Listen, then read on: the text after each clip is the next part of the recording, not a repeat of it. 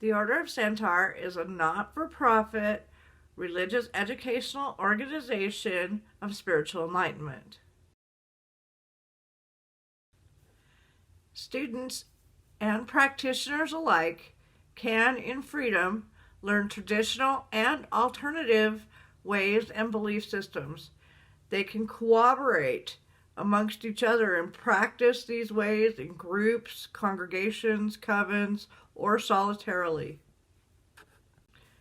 Each member determines his or her own interests and specialties, what they choose to study, what they choose to practice, what they believe, how fast and how much they learn, how far they delve into these different mysteries. Those ordained through the Order of Sen-Taur may legally perform all functions of religious ministries and sacraments, such as weddings and baptisms. We study all major religions, as well as those lesser known and not as widely practiced. We seek to incorporate truths from the religions that we study into our own systematic theology. A Centaurian is not dogmatic, son. He sees the light and love in everyone.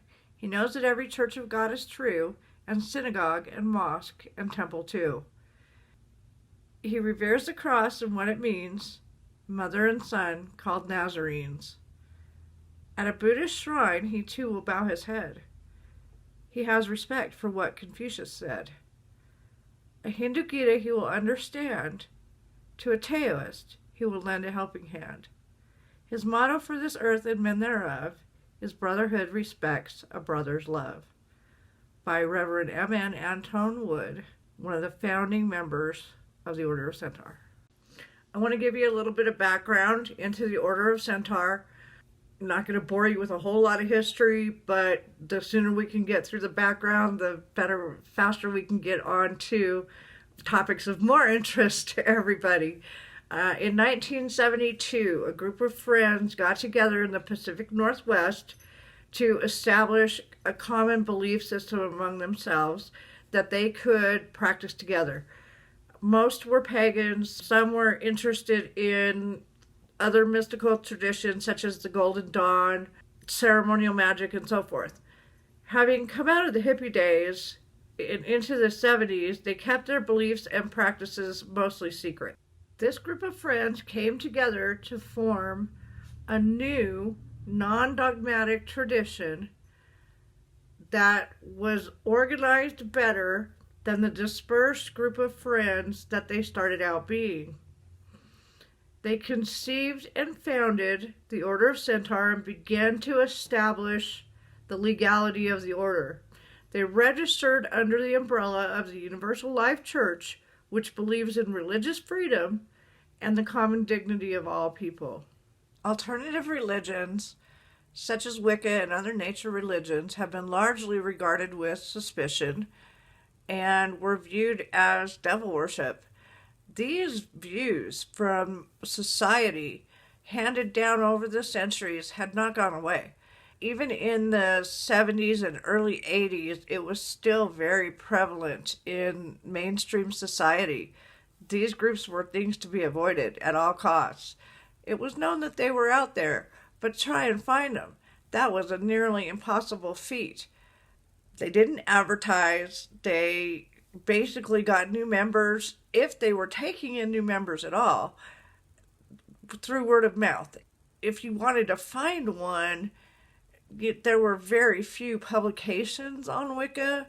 You had to go to the local metaphysical store and ask around, or try to glean community information that way.